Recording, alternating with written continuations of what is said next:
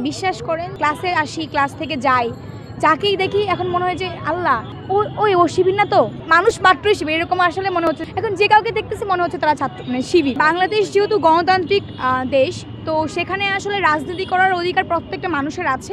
প্রত্যেকটা মানুষের নিজ নিজ জায়গায় তার মতাদর্শ থাকবে। আমি একজন নিরপেক্ষ মানুষ, আমি কখনো আগে কোনো সংগঠন করিনি এবং কোনো রাজনৈতিক দলের সাথে আমি সম্পৃক্ত নই।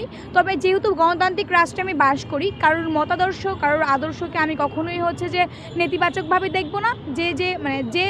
যে যার জায়গা থেকে তার মতাদর্শে থাকতেই পারে।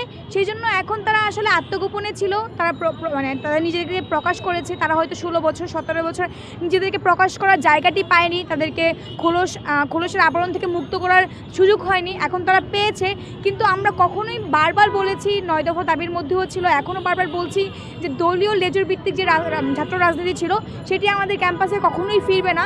সেটি যদি কখনো আবার ফিরে, সেটা নিয়ে আসলে আমরা সবসময় সোচ্চার থাকবো। আমরা চাই ডাকসু ভিত্তিক যেই ছাত্র রাজনীতি আছে সেটি থাকবে এবং সুষ্ঠু রাজনীতি থাকবে ক্যাম্পাস। না, এখনও পর্যন্ত আমার চোখে পড়েনি যে ওরা কোনো কাজ করছে সেটা দৃষ্টিকটু বা খারাপ।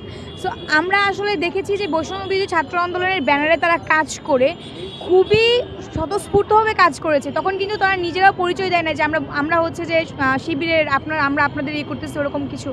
তো আমরা তাদের সবগুলো কাজই এখনও পর্যন্ত ইতিবাচক দেখেছি, ক্যাম্পাস ভিত্তিক যে কাজগুলো। এবং আমি আজকে একটি পোস্ট দেখেছি ডিওএ ইনসাইডার পেজে, যে হচ্ছে যে এই ছাত্র শিবিরের যে সভাপতি আছে সাদিক ভাইয়া, উনি দেখলাম যে অনেক আগে থেকে স্টুডেন্টদেরকে তার টিউশনি টাকা পয়সা দিয়ে হচ্ছে সাহায্য করেছে, অনেক কিছু করেছে যেগুলো খুবই ইতিবাচক ছিল। হয়তো তিনি তার নিজেকে রিভিল করেনি, কিছু করেনি, সাধারণ শিক্ষার্থী হিসেবেই ছিল।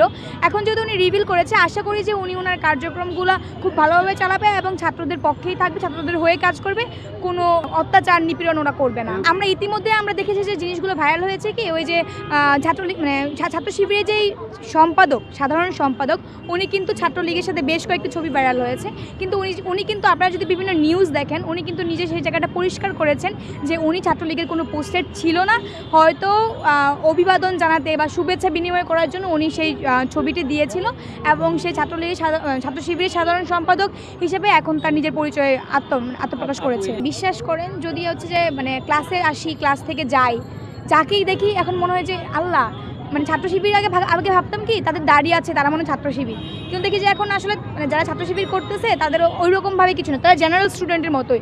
এখন যে কাউকে দেখতেছি মনে হচ্ছে তারা ছাত্র শিবির, মানুষ মাত্রই শিবির এরকম আসলে মনে হচ্ছে যে দেখলেই মনে হচ্ছে ওরা শিবির এরকম টাইপ। যে আমি আমার ফ্রেন্ড ক্লাস শেষ করে বের হচ্ছি, দেখে ভাবতেছি যে ও শিবির না, তো ইভেন আমার ক্লাসমেট যারা আছে অনেকেই দেখেছি শিবিরকে প্রমোট করে হচ্ছে যে বিভিন্ন পোস্ট করছে, বিভিন্ন করছে। আবার তাদের সম্পর্কেও আসলে আমার প্রশ্ন লাগে মনে, যে তারা কি শিবির কিনা আসলে।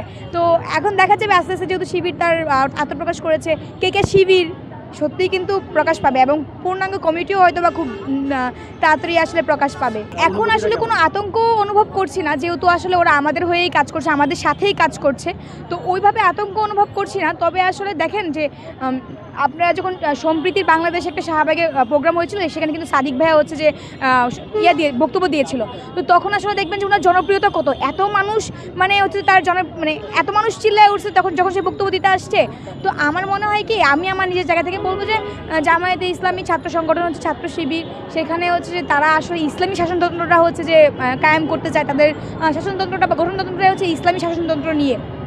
তো সবাই হয়তো অনেক চায় যে ইসলাম যেহেতু আমাদের একটা সফট কর্নার কাজ করে, ইসলাম আমাদের ধর্মীয় একটা বিশ্বাসের জায়গা, তো সেই জায়গায় হয়তো সফট কর্নার কাজ করে এবং সবাই চায় যে আসলে ছাত্র শিবির শুনলে ভাল লাগে এরকম।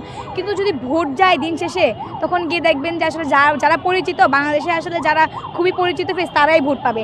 তারা যে পাবে, যখন বলবে যে এই তোমরা বুরকা পরো, এই তোমরা হচ্ছে যে পাঞ্জাবি পায়জামা পরে তোমাদেরকে আসতে হবে, ঘুরতে হবে, ফিরতে হবে, তখন কিন্তু কেউ দেখবেন যে ওটাকে প্রমোট করতেছে না। সবাই লিবারিজম চায়, কেউ কিন্তু চায় না যে তার উপরে হচ্ছে যে কোনো চাপিয়ে দেওয়ার সিদ্ধান্ত আসুক।